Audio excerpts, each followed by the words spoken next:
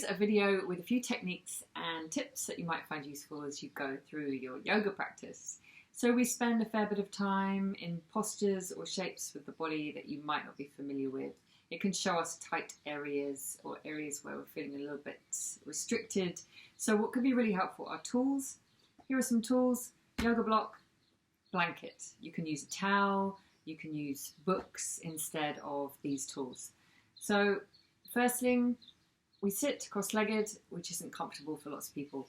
When we sit in a cross-legged pose, we want the spine to be tall, we want a gentle curve in the lower back. So if you find that when you sit cross-legged, your knees are up here, or you're slumping like this and you're finding it really hard to get comfortable, take extra height. Take a block or books, place it under your seat, and notice the difference. Much more upright, hips can relax, you feel more alert. So we can also use a blanket in the same way.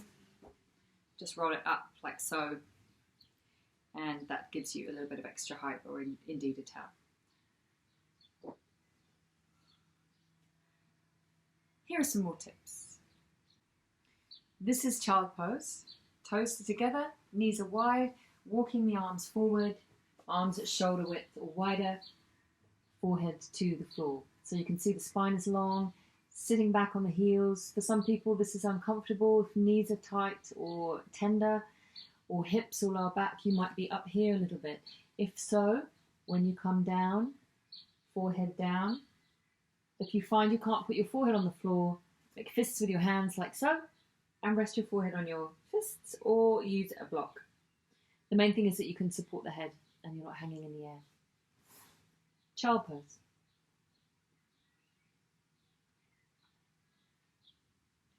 Downward facing dog.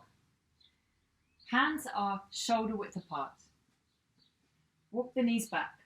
Tuck your toes. Press the floor away as you lift the knees up and back, straightening the spine and lifting the sit bones towards the ceiling.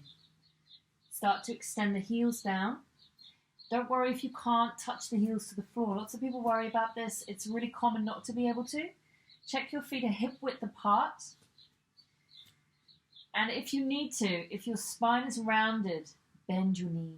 It's a really good cue to remember. For tight hamstrings, the minute you bend your knees, the pelvis rolls forwards. You are in a much better position for your spine. Then you can still lift, lift, lift. Press the floor away.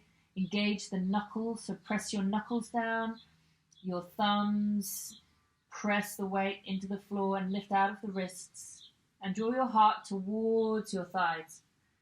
Head in line, or ears in line with your upper arms.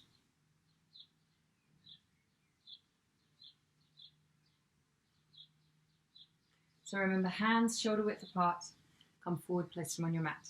They can be wider, again, if the shoulders are tight. So feel free to widen them as necessary.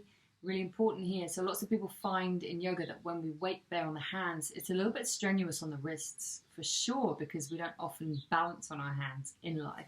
If you need to, you can roll up the front of your mat like this.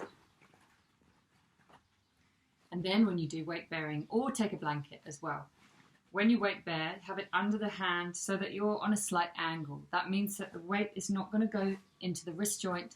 It's going to be distributed more evenly through the hands and the fingers.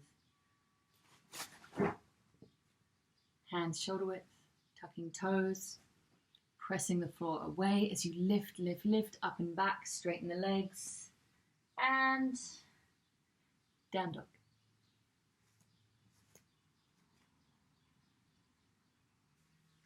Plank pose and lowering to the floor. In plank pose, hands are shoulder width apart. You want really planted hands, so press your fingers down, press your knuckles down, and again use your wrist support if you need to, as just demonstrated in down dog. Tuck the toes and walk back. So shoulders are over the wrists, more or less, and feet can be together sometimes or hip width apart. Let the shoulders be over the wrists. Draw the shoulder blades together. So squeeze them together, broaden the collarbones. Rather than round, drop the head. Avoid this. Try and keep the spine long. Head is nicely in line, looking at the floor ahead of your hands. firming the thighs, front thighs are engaged, abdomen is drawing in, and we're not bananaing the lower back. Oh, like this. Not so good for your spine. Keep it nice and buoyant. From here, we often lower to the floor, either like this. Two options. Elbows hug your rib cage as you lower all the way to the floor. It's a bit more strenuous. Or this variation, coming down onto your knees.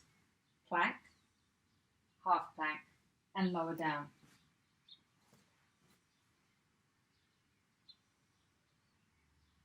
We often step through in yoga from downward dog into a lunge or other postures, and this can be tricky as well if you're not quite sure of the technique. So I'm going to show you how to step through from down dog into a lunge. With any lunge pose like this, you want to make sure the knee is above the ankle. However it gets there is okay. So if you don't quite make it through the first time, shift your foot forwards so that the knee is above the ankle to avoid this. We want to avoid this type of lunge, too much impact and weight on the knee. In time it might hurt your knee. So this is low lunge, Anjaneyasana. This is how we step through from down dog. So downward facing dog. And then lift your heels high, draw your abdomen in, and using your muscular strength, your abdominal strength, draw the thigh in. So this right thigh is drawing in, then we're sweeping it forwards to the top of the mat. So we're using some strength here. We're not just swinging it through. When you swing it through, often you scuff the mat, you don't get there. And if you don't get there, then this is what you do.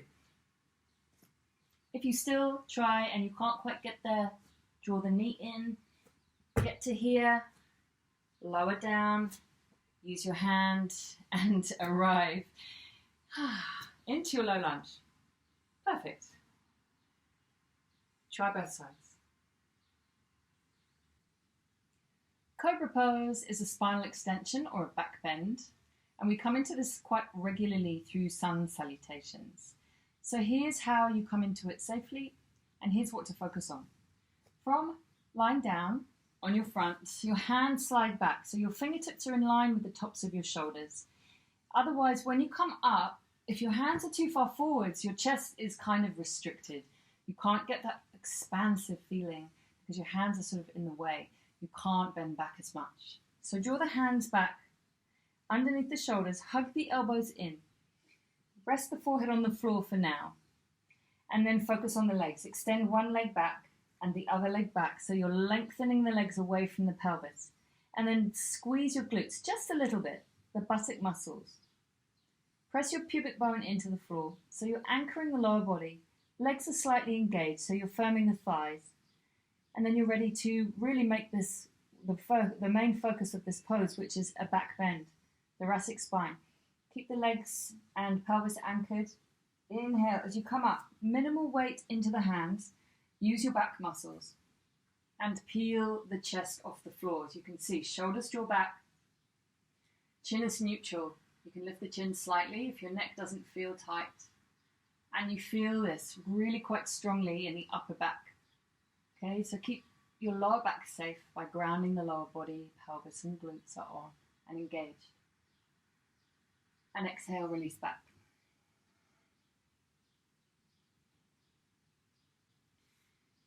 If you have really tight shoulders, if you do a lot of desk work, computer work, then you might find that you get a lot of tension in this area, the neck and the upper trapezius muscle here. So in yoga, we do a lot of raising of the arms. If that's agitating for your shoulders, then feel free to modify. And here are some tips as to how to do that. So say, for example, the high lunge that we did in the first video, or that we will do if you haven't done it yet. When we come through into this lunge, we step the foot forwards. We turn towards the front thigh, and then we raise the arm up to the ceiling. If this is too much, you raise the arm out to the side at shoulder level. It still gives you that openness through the chest. It still helps you to open up, and it gives more extension to your pose, but it's not agitating for the shoulder. So you can use this in any pose where the arm is usually raised, like this, and you want to have a little bit more access to the pose. Your shoulders are tight. So the guideline, feet hip width apart, does not relate to these hips. It relates to your hip points here. If you take your fingers to the front of your pelvis, you will feel two little bony protrusions here. These are your hip points.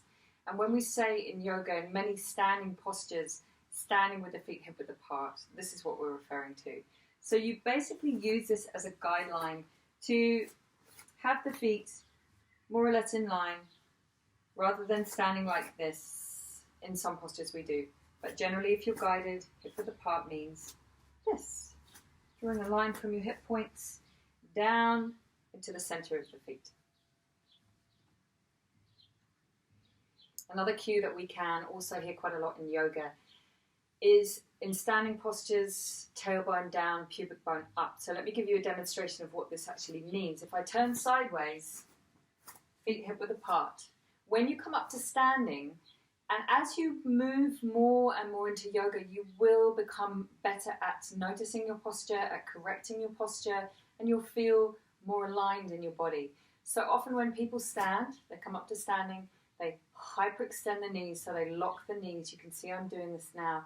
And they overcurve the lower back, and they stand like this.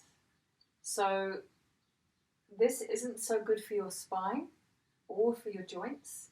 So what I invite you to do is just to bring awareness to having the pelvis more neutral. So tailbone, this is your tailbone here, the base of the spine, drawing it down to the earth as though you have a tail and it's gently being pulled down towards the floor. As this happens, the front of the pelvis, the pubic bone draws up, and then you get more of this feeling of strength and containment here in the abdominal area, which is the area that supports the lower back and also which helps to provide that stability to the pelvis.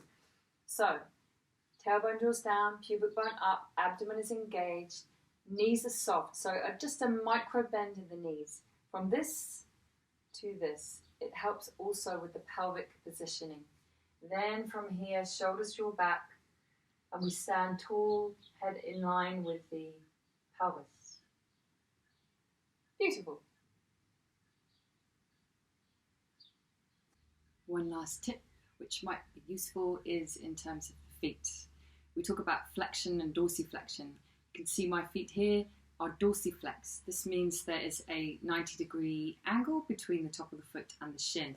So dorsiflexion is this, and flexion is this. So pointing the toe would be flexion, this is dorsiflexion. In certain seated postures, it helps the knees stay safe. So use that one if you are guided to, and if you have any knee issues.